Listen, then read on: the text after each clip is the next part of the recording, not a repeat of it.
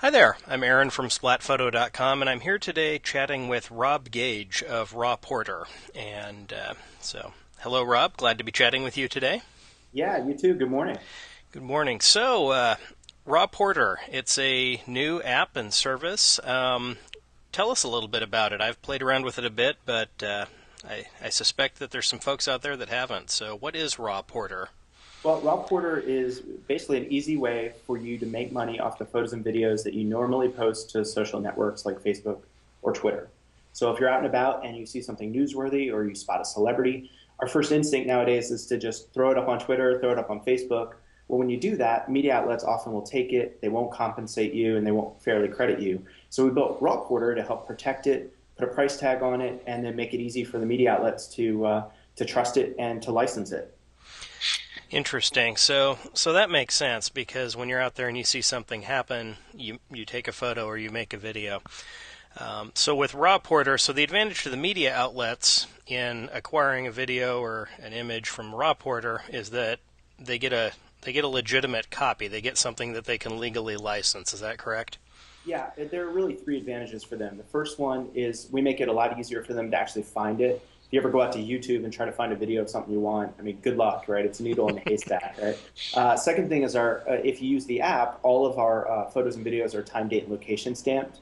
So we have a level of authenticity, as well as all of our users have a profile, and our more professional users who might use a DSLR, a nicer camera, they have a professional reputation out there. So the media outlet knows, hey, this is a guy who I can trust. And then finally, what we do is we make it easy for the licensing process. Media outlets have told us time and again that it sometimes can be really difficult when they have to negotiate individually with people. The news cycle moves too fast. They might need to show it right away on their news broadcast. They don't have time to track down the guy on Twitter who took the photo, and then that guy thinks doesn't have any idea of what it's worth, and it's easy for him to get taken advantage of. So we created a very simple licensing platform for them.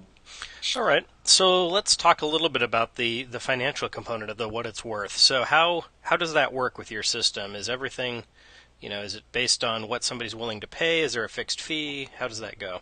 Yeah, so every user, when they upload something, they're the ones who get to pick the price. We give them some suggestions and tell them here's what similar photos or videos are priced at, so that they have some frame of reference. Because we find with amateur folks, photographers, videographers, they don't often know what their things are worth, but they have total control. And anything that sells for less than $200, they keep all that profit.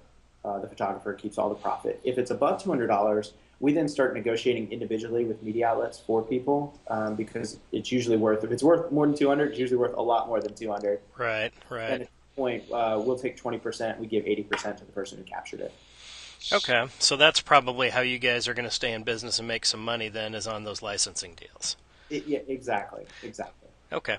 Always good to ask that question because we see so many new businesses and startups that jump onto the scene and you start thinking about it. It's like, wait, how are they going to make any money with this? So it's good that you guys have thought about that at the beginning. Our investors seem to like that, yeah. Yeah, yeah. So, so in addition to things that just spontaneously happen while you're out and about, you see a bad car crash or you run into Princess Diana, out there, the equivalent. I get you a lot of money for that if you find Yeah, I bet. it. Um, you know, what?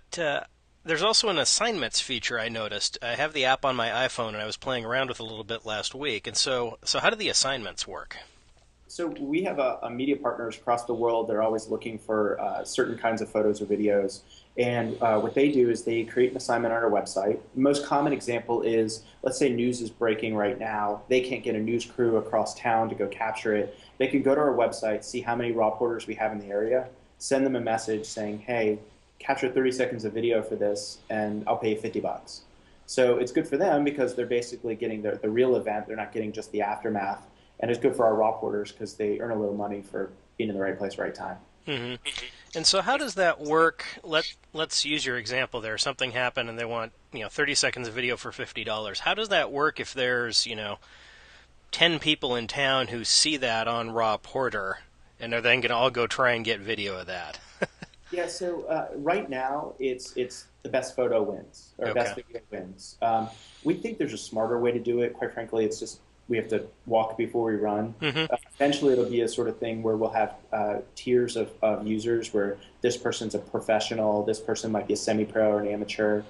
Basically, they've demonstrated think of it like an eBay seller rating, right? Like this guy's rated higher than that guy, and give them basically the chance to refuse the job. So they get offered the job first, and they would Okay. say, "I'm going to do it. I promise to do it. My reputation's staked on it," and then go from there. But I think there'll always be some element of competition because the media outlets like being able to choose from lots of different things. And what we've told people and what we've seen in the past is even if yours isn't chosen by this media outlet, there's probably 4 or 5 other media outlets in that same area that wants the same footage, and so I Right. can go to them instead. Okay. That makes sense. So interesting. Now it seems to me that there would be an advantage for somebody as as a photographer, as a videographer who jumps into this early, and that you are a new service and there's not that many people out there using it yet. Um, and as more people start to use it, obviously that competition will increase. So it's probably good to get in early and kind of build a profile. That said, how are things going on the other side of that coin as far as working with media outlets? It would seem to me, I live in the Portland, Oregon metropolitan area, so there's the 3, 4 major, news affiliates here, plus, local newspapers and independent media and things like that. Um, how are you guys developing relationships with all of these different outlets across the country? Yeah, well, we've spent this first year when we've been in beta really just making sure that, or trying to get a stable platform, and we Hmm. haven't really done a lot of that sales. We're just now ramping that up. And Okay. what we've been doing is we've been going to cities or metropolitan areas where we have, 20, 25 people, which is we found the sweet spot of it's big enough where people actually respond to things, Right. not so big that people are getting frustrated that they're not getting any assignments. And so we're starting actually going to each one of those metropolitan areas and reaching out to the media outlets. What we found though is that if someone captures something amazing, it really doesn't matter if we have relationships or not. In fact, that's a great way for me to open the door with them. So if you're in Portland area, if you capture some amazing thing that happens in Portland and you give it to me, trust me, that'll be an easy way for me to go make introductions with those media outlets there. Okay. Interesting. Good deal. It's definitely one of those things that, as the growth happens, it'll get become a lot more interesting for everyone, I think. So I guess the other question I just had, we kind of glossed over. I mentioned there's an iPhone app. I'm trying to remember. Do you guys have an Android app as well? We're in private beta with Android. Okay. I think anyone who's a developer out there knows it's a little bit trickier with Right. all Right. the different ones that Android's on, but we hope to have a public version of the Android app sometime in the next 2 to 3 months. Right. And then there's the website component as well. Yeah. So that would be where if I did capture something like on my DSLR, I would upload that through the website rather than through the iPhone app.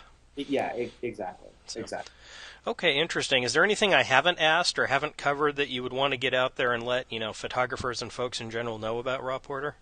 Yeah, I'll give you a couple of things. First off, we found that people often undervalue how amazing their photos and videos are. And it's not just media outlets, but it could be advertising agencies, production houses.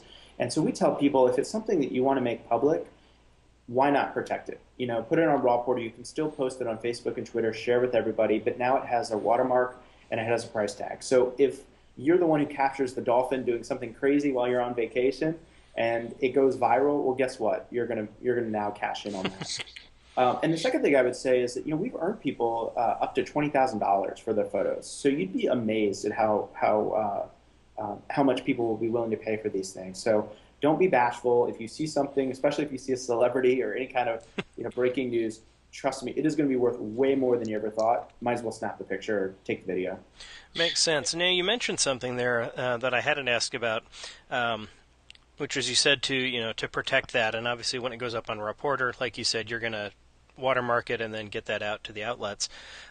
What's the copyright situation? I'm pretty sure that I read the terms of service when I signed up for Rawporter, but that was a couple weeks ago. I don't remember all the details. So what's the situation with if I make a photo of something incredible?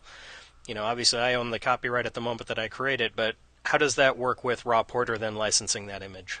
You always own the copyright. And we've actually set it up with our media outlets where they're never actually buying the photo or video, they're just licensing it. Right now, the license is an open license. Over time, we'll make it a little bit more complicated, so exclusives and things Hmm. like that. But it's always your photo, and we tell people, we're never going to use it without telling you guys. That's why we're here. We're not like Facebook or Instagram or those guys who are trying to take advantage of your photos. We're trying to protect it for you. Okay, great. That's always good to hear because I know that's one of the kind of common areas, especially amongst the photography community, is as new services develop, they're always a little leery of, is this another company that's going to try and take over my content and make money off of it without me retaining those rights. So that's good to hear that that your system works like that. So Yeah.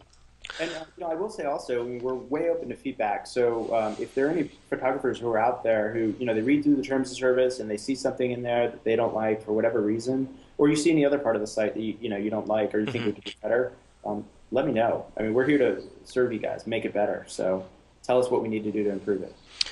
okay, great. Well, sounds very interesting. Like I said, I've started playing around with it. I look forward to playing around with it a little bit more. So tell folks where they can find out more, how to get in contact with you guys. Yeah, the easiest thing to do is go to rawporter.com, spelled rawporter.com. You can find the link to the iPhone app there. You can also sign up on the website. And you can also follow us on Twitter. It's just at rawporter. All right, great. Well, thanks for spending a few minutes with us this morning, Rob, and I look forward to trying out more with Rawporter.